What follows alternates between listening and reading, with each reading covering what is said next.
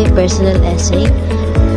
On April 21, 2019, when my cousin invited me to church, I was totally clueless about what is really happening inside this church at first.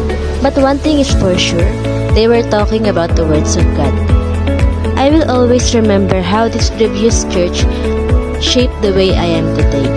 I still remember listening to the words of God, singing worships, and participating in any kind of mentorings. The church was not just a place of worship, it was a community where I felt a sense of belonging and connection that support and embraced me like a comforting blanket on a cold night. The church was a guiding light in the darkness of my uncertainties, illuminating the path to compassion, empathy, and kindness. The teachings of love, forgiveness, and helping those in need resonated deeply with me and shaped my understanding of the world. Through different opportunities organized by the church, I learned the importance of serving others and giving back to them. Being part of a church community was like a lifeboat in a stormy sea, providing me with a support system during challenging times. When I faced personal struggles or uncertainties, I found comfort in the prayers, encouragement, and guidance offered by fellow church members. Their unwavering faith and belief in me motivated me to persevere and remain hopeful even in the darkest moments.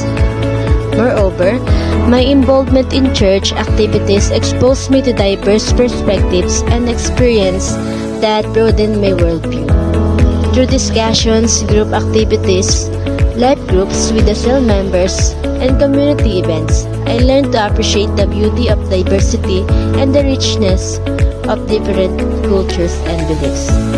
These interactions fostered a sense of inclusivity and acceptance within me, encouraging me to approach others with an open mind and a compassionate heart. As I reflect on my journey in the church and the impact it has had on me, I realize that it has been a compass guiding me through the unpredictable seas of life. The lessons of faith, love, and unity that I learned in church have guided me in my relationship, decision-making, and interaction with others. They have instilled in me a sense of purpose, integrity, and empathy that continue to define who I am today. In conclusion, my experience in the church has been a wise mentor, whispering words of wisdom and encouragement in my ears. It has taught me the importance of faith, community, and service, and has empowered me to live a life driven by compassion, understanding, and gratitude. The values and lessons I learned in church continue to inspire me to strive for a better world where love, kindness, and unity prevail.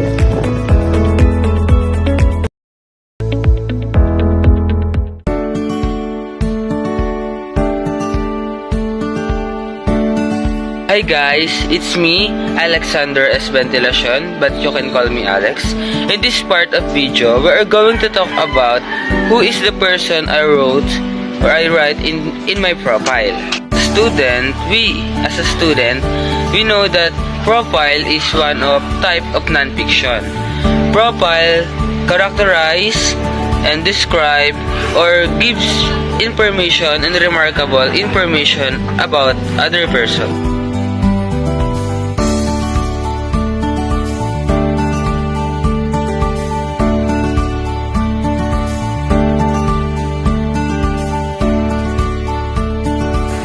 Base sa nakikita niyong mga larawan, ng mga naunang larawan, yung nanay ko ang ginawan ko ng profile. Maria Isa Visequeña is my mother. Maria Isa Visequeña is a 36 years old mother and a housewife. Married and living with 3 children ages 9, 15, and me 18 years old. Isa is a dedicated and loving mother who has chosen to focus on her family as a homemaker. She is the heart of her household, managing the daily tasks with cooking, cleaning, and organizing with grace and efficiency. Aisa's days are filled with caring for her children, helping with their homework, and creating a warm and welcoming home environment.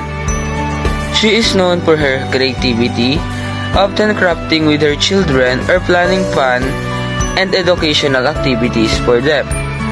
Aisa is also a supportive partner to her husband, always ready to lend a helping hand or provide a listening ear after a long day.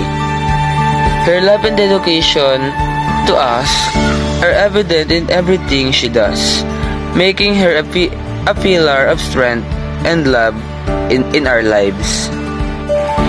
Mama ko ang napili kong gawan ng profile dahil siya ang isa sa pinaka malakas, strong na taong nakilala ko. At isa rin sa pinaka magaling magluto ng adobo at tinola. At syempre, siya ang isa at iisa lang na pinakamamahal kong ina.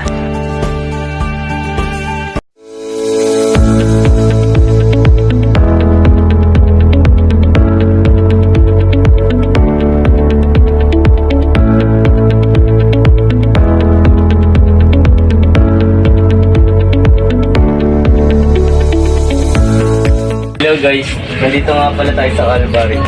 Calvary Binangon Rizal, isang kilala 360 view. And kung gusto niyo pumunta dito, ganito ako nakakit dito. At ganito yung pagdadaanan niyo dito bago kayo makarating sa pinakataas.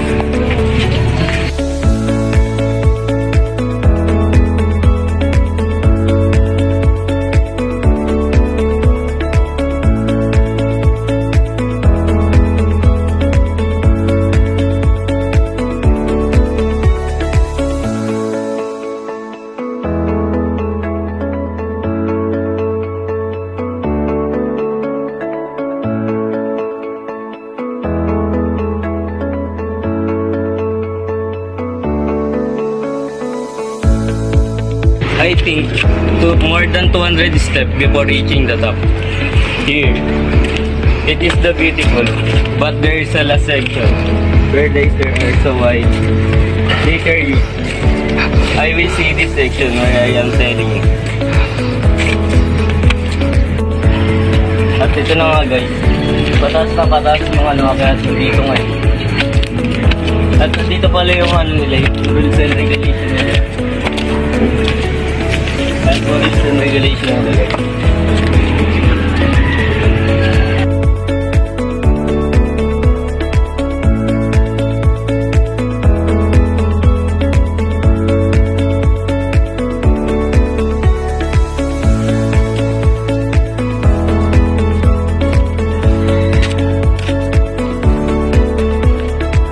Guys, ito na pala yung section nila. Kaya sabi ko sa inyo kanina. Yan yung pinaka-top nila, yung i-ano na.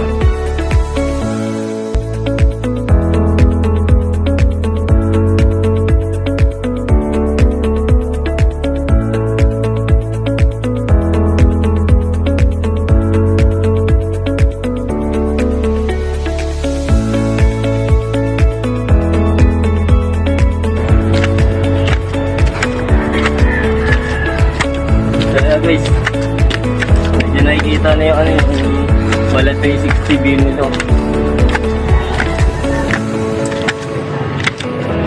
Ayun guys, oh. Nakikita mo na yung 360 view.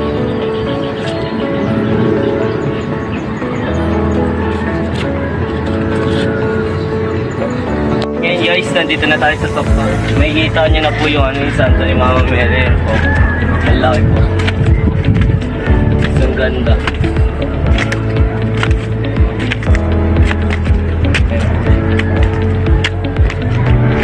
Ito. Ayan po yung view.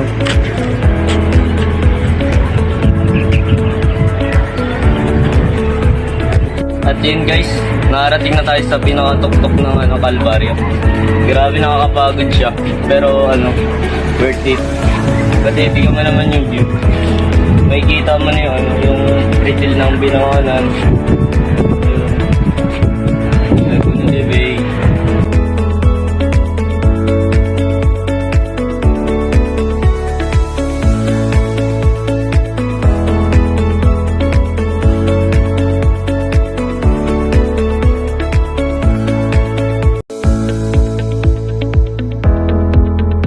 Hi guys, this is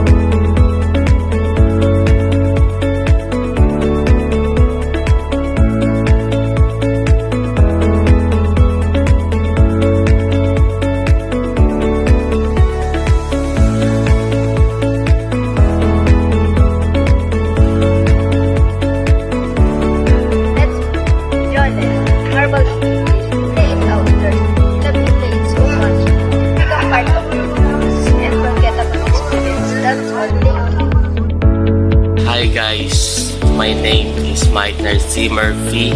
My memorable in my childhood experience are watch this my video.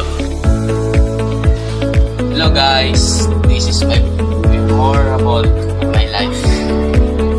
Unang step, pupukpukin mo lang siya.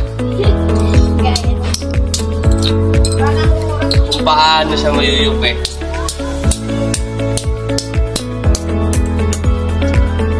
Tulad yan, pipi na yan.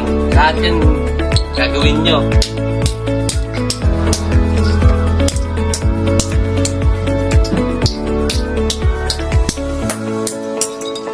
Wala kasi akong martilyo dito kaya pato na lang.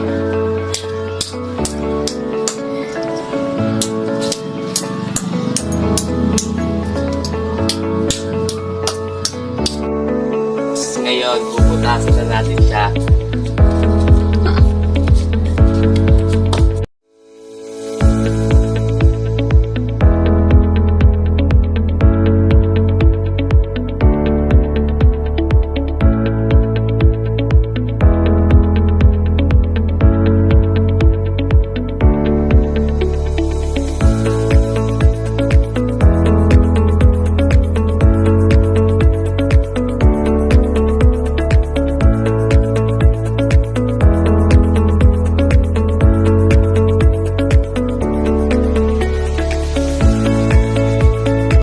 My name is Jodelyn Javier and Maureen Cruz.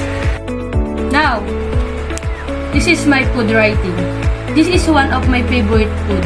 I love pancit malabon, especially the version of my mother. Every time we celebrate birthdays, my mother always cook this. There is a lot of ingredients that love to this food. The ground pork, smoked fish, egg, and especially the seafood. My mother has an alternative ingredients for ground pork. She used tokwa as an alternative shish mash. The tokwa to look like a ground pork and deep fried to make it crispy. We'll notice that it's same taste and same texture. It's also more healthier than ground pork. What are you waiting for? It's so yummy. Come, let's eat. Let's eat.